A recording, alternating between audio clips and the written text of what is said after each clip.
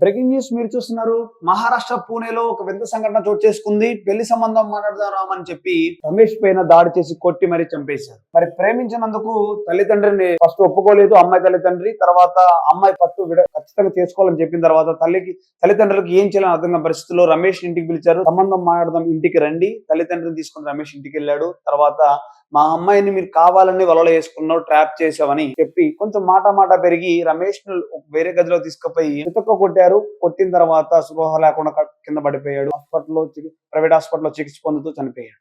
మరి కేవలం ప్రేమించాడని ఏం చెప్పినా అంటే కూతురు విన్న పరిస్థితుల్లో ఇంటికి పిలిచి ఎలా అయినా ఈ రమేష్ ని చంపేయాలి, రమేష్ ని దూరం చేయాలని ఒక ఆలోచన పెట్టుకొని రమేష్ ని ఏం జరుగుతున్న పరిస్థితులు తెలియకుండా కొట్టేసి కొడదాం అనుకున్న అన్నంలో మరి కొట్టి మరి చంపేయడం. మరి ఈ కులపిచ్చి ఈ ప్రేమ చేసుకున్న వాళ్ళని మరి ఇంటికి వచ్చి మరి వాళ్ళు ఎవరు ఇంటి పరువు తీయకుండా ఇంటికి వచ్చి మాట్లాడుకుందాం, ఇంటి తల్లిదండ్రులతో మాట్లాడి అందరి మధ్యన పెళ్లి చేసుకున్న వాళ్ళు ఇద్దరు ఆలోచన కరెక్ట్ అంటారా తప్పు అంటారా? అందరిలాగా బ్యాగులు పట్టుకొని ఇంటి పరువు తీసేసి అమ్మ నాన్న పరువు తీసేసి ఎక్కడో ఉండి ఎక్కడో బతికేలా కాకుండా లేచిపోకుండా చాలా కరెక్ట్ గా పద్ధతిలో వాళ్ళు వెళ్ళడం జరిగింది. మరి ఇంటికి వెళ్ళి మాట్లాడుకుందాం పిలవడం జరిగింది. మరి ఒప్పుకోకపోతే ఒప్పుకోలేని చెప్పాలి కానీ కొట్టి చంపే అధికారం ఎవరికి ఇచ్చారు వీళ్ళకి? అసలు ఏం జరిగింది అడిగే ప్రయత్నం ఒకసారి మా ప్రతినిధి ఆదిత్య లైన్ లో ఉన్నాడు. మరి మహారాష్ట్ర పూణేలో రమేష్ పరిస్థితి అంటే ఎందుకు కొట్టారు, వాళ్ళ తల్లిదండ్రులు ఏమని చెప్తున్నారా, ఆ యువతి తల్లిదండ్రులు కానీ మరి యువకుడు తల్లిదండ్రులు అని చెప్తున్నా అడిగే ప్రయత్నం ఒకసారి. ఆదిత్య, ఏం జరిగింది? రమేష్ పరిస్థితి, రమేష్ చనిపోయారని చెప్తున్నారు. వంశీ, మహారాష్ట్రలోని పూణేలో ఈ విషాదకరమైన ఘటన అయితే చోటు చేసుకుంది. అంటే సంబంధం మాట్లాడతామని చెప్పేసి పిలిచి కొట్టి మరి చంపేయడం జరిగింది. అంటే ప్రేమ పేరుతో తమ అమ్మాయిని వల్లో వేసుకున్నాడని ఒక కోపంతో ఒక కుటుంబం మొత్తం కూడా ఈ ఘోరానికి పాల్పడడం మనం చూస్తున్నాం. పెళ్లి మాటలు మాట్లాడుకుందాం, పెళ్లి సంబంధం కుదుర్చుకుందాం అని చెప్పేసి కూతురు ప్రియుని ఇంటికి పిలిచి కుటుంబం సభ్యులు మొత్తం కూడా మూకుమ్మడిగా దాడి చేయడం జరిగింది. సో తీవ్రంగా గాయపడిన యువకుని ఆసుపత్రికి అయితే పంపించారు. అయితే ఆ తర్వాత ట్రీట్మెంట్ తీసుకుంటూ అయితే అతను చనిపోయాడు. అయితే ఇప్పుడు పోలీసులు దీనిపైన ఎంక్వైరీ చేశారు. కొన్ని వివరాలు అయితే వాళ్ళు తెలిపారు. అయితే పోలీసులు తెలిపిన వివరాలు ఏ విధంగా ఉన్నాయంటే పింప్రి చించ్వాడ్ లోని సాంగ్వి ఏరియాకు చెందిన ఓ యువతి అక్కడే ఒక స్థానిక యువకుడైన రమేష్ గొంగాత్ ను ప్రేమించింది. సో ఈ విషయం తెలిసి ఆ యువతి కుటుంబ సభ్యులైతే అభ్యంతరం తెలిపారు. మాకు ఇష్టం లేదు, నువ్వు అతన్ని ఎలా ప్రేమిస్తావు అంటూ కాస్త మందలించినట్టుగా కూడా చెప్తున్నారు.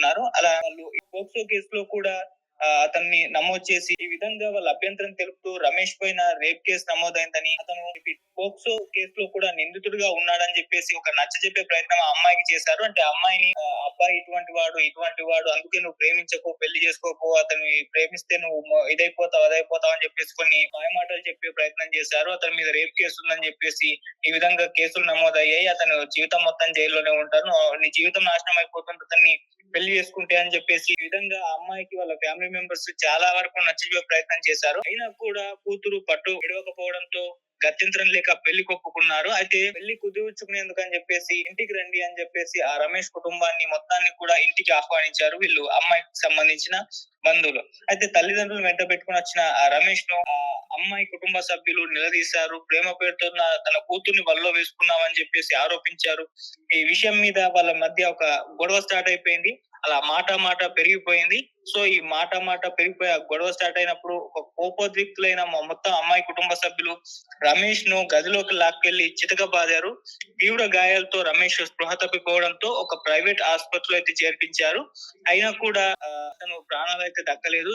చికిత్స పొందుతూ అతను మరణించడం జరిగింది. అయితే రమేష్ తల్లిదండ్రులు అయితే దీనిపైన ఫిర్యాదు చేశారు. వాళ్ళ మీద కూడా కాస్త దాడి జరిగినట్టుగా చెప్తున్నారు. అయినా కూడా ఎస్కేప్ అయ్యారు వాళ్ళు తర్వాత ఫిర్యాదు చేశారు. ఇప్పుడు పోలీసులు కేసు నమోదు చేసుకున్నారు. ఆ యువతి కుటుంబ సభ్యులు 9 మందిని కూడా అరెస్ట్ చేశారు.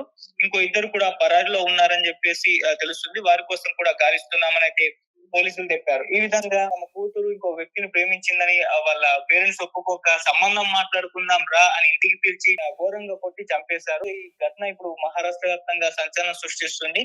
సో అతను భారీ గాయాలయ్యి చికిత్స పొందుతూ అయితే చనిపోవడం జరిగింది. వాళ్ళ పేరెంట్స్ అయితే అలాగోలా ఎస్కేప్ అయ్యారు. ఆ తర్వాత పోలీసులకు అయితే ఫిర్యాదు చేశారు. ఇప్పుడు ఈ ఇన్వెస్టిగేషన్ అయితే జరుగుతుంది. మరి చూద్దాం ఆ అమ్మాయికి సంబంధించిన బంధువుల పైన ఎటువంటి చర్యలు తీసుకుంటారు పోలీసులు అనేది మనం వెయిట్ చేసి అయితే చూడాలి వంశీ. కేవలం ప్రేమించాడు, పెళ్లి చేసుకుందామని అంటే సంబంధానికి ఇంటికి పిలిచి అంటే కూతురు ఖచ్చితంగా పట్టు విడలేదు, ఖచ్చితంగా తన్నే రమేష్ ని పెళ్లి చేసుకుంటానని చెప్పినా కూడా చేసుకుంటాను నిలబడింది. స్టాండర్డ్ గా నిలబడినప్పుడు తల్లిదండ్రులకు ఏం అర్థం కాని తన్ని రమేష్ ని ఎలా తప్పించాలి అన్న ఒక ఆలోచనలో ఇంటికి పిలిచి సంబంధాన్ని పిలిచి ఇంటికాడే దారుణంగా కొట్టి చంపారు. హాస్పిటల్లో ప్రైవేట్ హాస్పిటల్లో చికిత్స పొందుతూ చనిపోవడం జరిగింది. మరి అంటే పెళ్లి చేస్తే చేయాలి లేకపోతే లేదు. చంపే అధికారం ఎవరిచ్చారు నీకు? నీ కూతురు ప్రేమించి తను ప్రేమించాడు, ఇష్టం లేకపోతే చెప్పాలా. వాళ్ళిద్దరూ లేచిపోలేదు, కనీసం ఏ పని చేయకుండా ఇంటికి వచ్చి మీ ముందల అంటే కుటుంబ సభ్యులతో అందరూ కలిసి ముందర పెళ్లి చేసుకుందాం ఒక ఆలోచనతో వాళ్ళు చేసిన తప్ప. మరి మీరేమనుకుంటారు ఖచ్చితంగా కామెంట్ రూపంలో తెలియచేయండి. Thank you.